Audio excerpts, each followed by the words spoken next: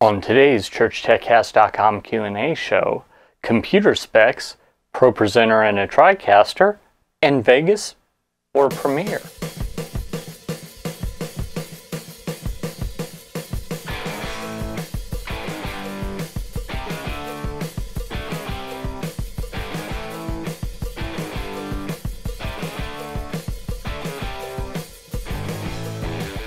Hi, and welcome again to another episode of the ChurchTechCast.com question and answer show. This is the show where every week I answer your church tech questions. My name is Paul Allen Clifford, and I'd love for you to ask your questions, so just do that below the video. If you're listening to the audio, well, there's no video for you to do it below, so no problem. Just hit me up on Twitter, Paul Allen Cliff, PAULALAN CLIF. That's a great way to do it as well. So let's dive into the question, shall we? First off, I got a question here, and I forgot to type down who wrote it. So I'll put that in the show notes. And he asked me, do you have any preference on video programs, either Vegas versus Premiere, and do you have settings to share on getting clean encodings? So first off, Vegas and Premiere both have their positives and negatives. Personally, I've never used either one of them very extensively. I hear that because of Adobe Audition, which if you've got the Creative Cloud, you probably also have, the audio in Premiere isn't as robust as it could be. Vegas, though, is a step down in power from Premiere. So just keep that in mind.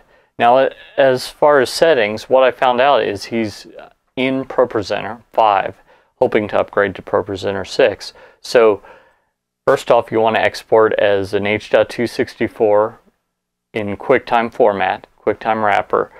But beyond that, I actually created a screencast a while back on how to use MPEG Stream Clip to get the settings that Renewed Vision recommends. And if you go with Premiere, I absolutely think you need to send it back through MPEG Stream Clip, because Premiere does something that in ProPresenter 5 especially, it just doesn't like it. There are some theories out there, but it doesn't really matter. All that matters is ProPresenter doesn't like Premiere videos.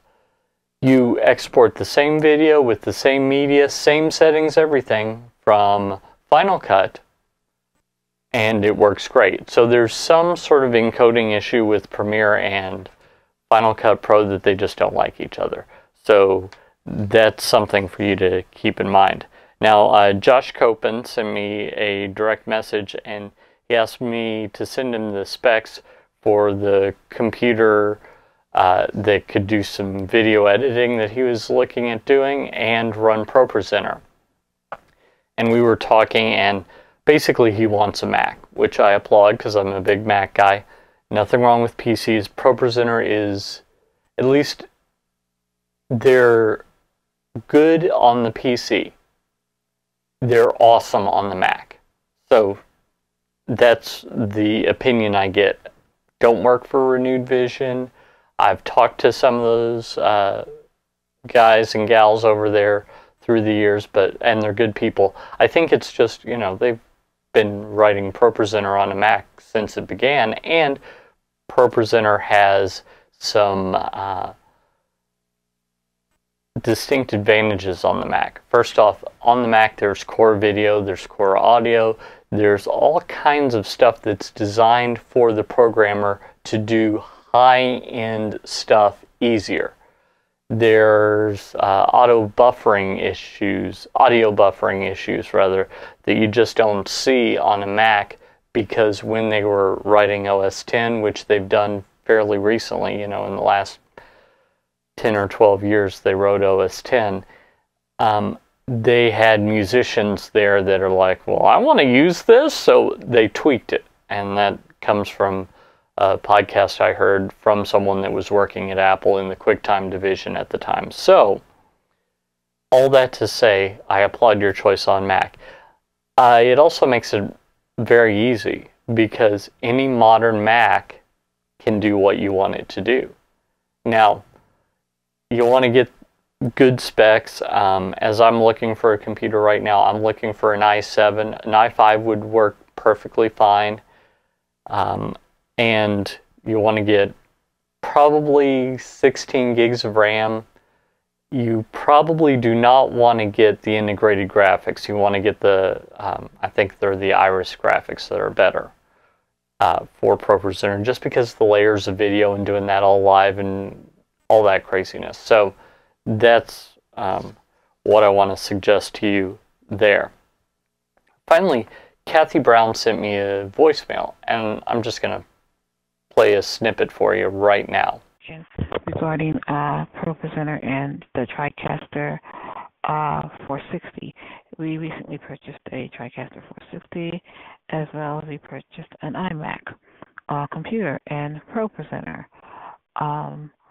The thing we did not purchase was a SDI module. Is that something that we need to get it connected to the Tricaster? How do we get the second display on from the iMac to the Tricaster? If you can help me with that, I'd greatly appreciate it. So basically her question is, how do I hook up my iMac with ProPresenter that doesn't have SDI out into my Tricaster that does? Well, you don't need to buy a special module necessarily for the Mac to work with ProPresenter and all on SDI. This is a big misconception I hear a lot. Oh, you need the SDI module. Not necessarily.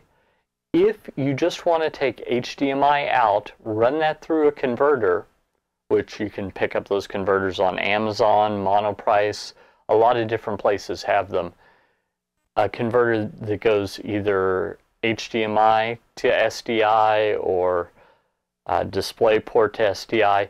What you're probably going to want to do is you're going to go mini DisplayPort, or it's actually marked Lightning.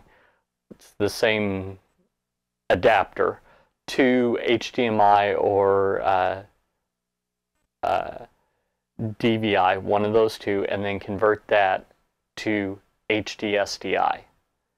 HDSDI is what the Tricaster will take in, and it'll work perfectly fine.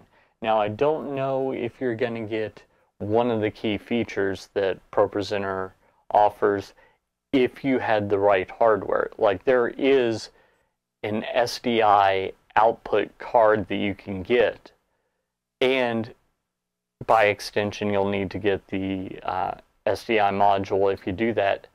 And the only, from my perspective, the biggest advantage that you get with that is alpha channels. Now, if you're okay not having alpha channels, you can just convert it and everything's fine. So that's probably what I would recommend to you, is come out probably HDMI, because it's going to contain video, and SDI or audio. They all contain video. But come out HDMI, convert that to HD SDI, and run that into your Tricaster, and you should be good. So I hope that was one of your questions. Maybe you didn't ask it, or maybe you're one of the people that did. If it's not one of your questions, don't forget to ask your question, and then you can be featured on the show. I've got a little bit of a backlog, so I might get back to you, or I might not, but I'll try and get your question on the show. I'm trying to answer about 3 a week, and I'm getting about 4 new questions a week, so you can see how I'm getting a little behind. Anyway, if you like this content, I bet you would like my newsletter.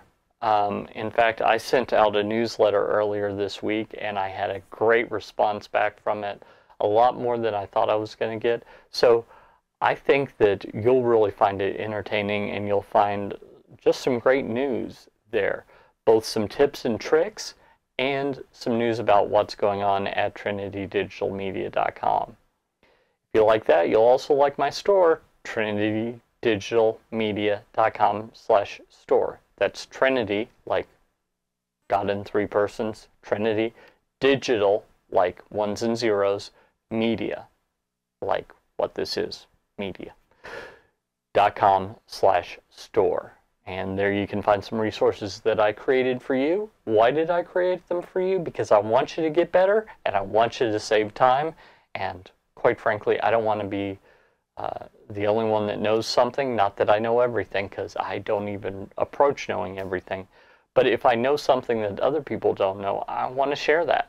So head over to the store and pick that up. Until next time, go out and change eternity. This is Paul Allen Clifford with TrinityDigitalMedia.com.